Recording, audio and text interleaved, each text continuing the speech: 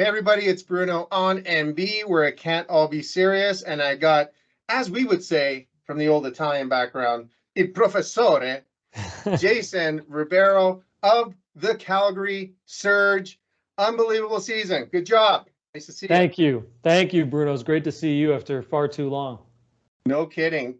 Jason, our little thumbnail, I don't know why I always go like this, because it could be this way too, but you know, what we're talking about here is just an absolutely amazing journey for your team. Now, everybody knows in this area here and in Canada who the Surge is, but whatever made people decide to bring pro basketball to Cowboy Town out here? Yeah, I think it's inherently, the answer is baked in that question, right? I think for many years, Calgary has been looking to define itself in some way, and it's defining itself against other major cities, both in Canada and abroad. It's thinking about what Calgary's lacking, what it needs to be, I think, not just a great place to attract talent, to be able to power the economy, but just a great place to live. And it was very clear, I think, to me and many of my friends for years that we lacked not just sport, because this is a great sports town, but it was basketball and all that basketball uniquely brings. It's one of the only sports that really brings with it fashion, art, music, and entertainment in a way that I think is quite unique as a combination. And so when the opportunity came to be able to bring this team to Calgary, we had to jump in and say yes. And the legend actually goes, on August 17th, which is actually my birthday, I was looking online, and on my Twitter feed, I saw a message that said, or a press release saying, the Canadian Elite Basketball League is moving a team from Guelph, one of its smallest markets, to Calgary, and that they hadn't found a suitable ownership group, and that it would be operated as a league-owned entity. And my two instant thoughts were, fantastic, this is exactly what Calgary needs. But two, as a league-owned entity, it would be successful, but I think it would really have been a different level of success and community connectedness of the people that brought it here were from here and, had Calgary in their bones and in their DNA. And so I screenshotted that tweet, sent it to my friend and now business partner, and said, "Are we doing this?" And he said yes, and here we are 1 year later. You know what? Honestly, why don't you recap the season as much as you want, as little as you want, as brief. Now, we're putting this on our business TV network, and also I don't know if you know this is going to be broadcast in the U.S. and our partner network, and I don't know how many podcasts. So you tell us whatever you want from the business side, from the sports side. I know whatever you want. Yeah, no, I appreciate the forum. It's once you reach out to a league, which we did that same day, and said, hey, we think we're the guys that can help this really become part of the fabric of Calgary. That was August 17th.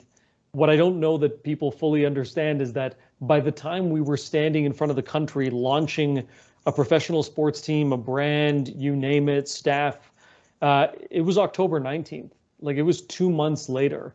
So there was no time for focus grouping. There was no time for market research. There was no time for anything. We really had to run. And it was like standing up any business in that perspective, is that there's a lot of challenges and a lot of gray hair. But one of the proudest things of this journey was that we went to that launch date without any glaring mistakes, and launched this to the public in a way that we were proud of. And what really resonated with the community, showed in season ticket sales. Like, from that day, hundreds and hundreds of season ticket deposits began to pour in. And then I think what we did right thereafter was, I started to look at other professional sports teams, and whenever a new ownership group came in, the one thing they said that they were going to do but rarely followed through on was, we're going to listen. We're going to go on a listening tour and listen to the fans and what they want. And I said, what if we actually did that? And so for Calgary, for folks that don't know, is one of these weird cities where it's divided into quadrants: northwest, southwest, southeast, northeast. And I said, what if, just like you see over my shoulder, the four wings of that logo, of that icon, what if we really tailored our engagement to all four corners of the city?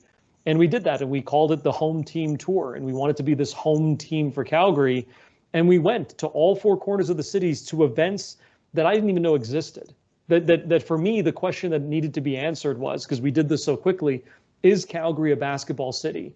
And the visuals that we came back with, the people that we heard from, the people on a Sunday packed into a gymnasium, the people, in the park, playing on ratty nets that are almost falling apart, but didn't matter until sundown, proved to us that this is a basketball team and a basketball city that's worth noting. And then you have to do all the standard things that you think of. We had to hire a general manager. It was really great to actually hire Shane James, who came recommended to us by the former president of the Toronto Raptors, Brian Colangelo. You hire your head coach, you start to draft players and sign players. But what was so motivating for us, and mind you, only I think a couple of us had professional sports experience on our team and front office, was, by hook or by crook, May 27th, we were going to have to put on games and invite thousands of people to Winsport Event Center, and that would have been the test. So I got to give it to the staff, to our team, really locked in that last month, I think, to make this viable. And after that first game, everything, I think, became easier. And so in our first inaugural game and inaugural season, we had nearly half of our games sold out. We were able to send nearly 1,000 kids from deserving kids and families who came to us through Kids Up Front, an organization that partners with youth at need, families at need, and don't have the financial means to attend sporting events or live events. We sent over 1,000 kids to the game for free. We were able to bring on an amazing title sponsor, a renewables company out of Alberta called Zeno Renewables, that signed one of the largest deals in the entire CEBL, and we're very grateful for that partnership, a number of other partners. And then the million-dollar question to kind of wrap it up is, I think we knew this was going to be successful in the community. There were enough checks and balances in our careers, I think in our relationships and our reputations, and just the good-heartedness of our staff wanting to do right by community. What we didn't know is if we would be successful on the court. And then so in our first season, to not only make the playoffs, but finish atop of the Western Conference standing, get a guaranteed home playoff game, which was unbelievably electric, especially because we played Edmonton, our rival, and sent our friends back to Edmonton that day. Made it all the way to championship weekend and just fell just slightly short in that championship game. But to do all of that in our first inaugural season was nothing short of a fairy tale. And finally, to come home to just an unbelievable fan base who were so supportive of us and joined us at Century Gardens downtown, where we worked with the City of Calgary, the Parks Foundation, and the downtown team there to actually build a basketball court with Surge branding that is absolutely accessible to the public, and have our players and community members there. Just capped off a phenomenal inaugural season, and we couldn't be more grateful for the support, but we're a little bit unsatisfied and look forward to next year and maybe coming home with some hardware. Jason, you know what? In summary, I'm just going to tell the viewers who live under a rock and don't follow this league, you kicked ass. And I really mean that from the bottom of my heart, because I want to make sure of something before I ask you the next question, is that I want to make sure that all our viewers and our little company, we're humbled to have you, is, yes, fantastic, the Surge. You guys did great on the community side and everything like that. But it also translates on the personal side. Like we're not best buddies or anything like that. But our little team at Megapix and YYC Calgary Business and the other ones, YEG and all that, we're super big fans of yours. And that happened even before you jumped onto the Surge. And I want to make that clear. We're not just jumping in because you won some games and won over the Hearts. We're just like, and I remember telling my business partner who and when you announced that you were going to go to the Surge, I said, these guys are going to do well, right? And my other buddy was like, do you know the players? Like, I'm not even know one of the players. Like, I don't mean that in a bad way. I mean, no, 100%. At the beginning, yeah. I don't know who's going to play for the Surge, right? Yeah. And I said, it doesn't matter because it starts at the top. And good on you, Jason. Anything that you put your head to, you kick ass. So congratulations. We're really lucky to have you on this side of the border. Okay. The Great Divide, Thunder Bay, Ontario. But going back to that, what was, you think, the biggest challenge and I guess, and triumph too, Yeah. of your, the Surge season, the first one, inaugural? Yeah. Yeah, no, and thank you for those kind words. I think for me personally, the biggest challenge was the amount of scale and speed to stand up a business, because for so many people, professional sports, there's certainly a very mystical, sexy quality to it. But at the end of the day, it's like any business, right? And I talk to fellow entrepreneurs all the time, and we kind of commiserate and in some way celebrate, what makes this journey very unique. Like you guys are on this journey as well, right? It's how do we build the right team? How do we make sure that we're stepping in when appropriate and stepping out when appropriate too? How do we make sure that this kind of lives beyond us? And I think that for me, the biggest challenge was, inherent in the previous comments you made, is like, how do we stand this up in a way that's really not about us, right? Like that is really, it becomes this standalone entity where I think it, certainly benefited from the fact that, we were people in community that cared about the city, and not just myself, Usman as well, my business partner. But how do we make sure that people know this isn't really about us, that this is really about the community and the team that we've built and put together? And I think the biggest challenge was finding that mix, where in the first few days, people didn't really know Surge, they didn't know CBL, but they knew maybe me, or they knew him, or they knew, the partners that we were working with. And it was really getting this to a place before we'd ever played a game that people understood what the Surge was going to be. You're selling the future. I think that's very difficult in any business, before you become operational. And then I think I alluded to the scale and speed. This became, at one point in time, like we don't think about these things, but to put on these games, it's hundreds of people involved. Like, and it's, probably links into my most, what I'm most triumphant about and most proud about in this inaugural season, is this fundamentally 1 year ago, October 19th, we were standing in front of WinSport launching this team. 1 year ago, this didn't exist.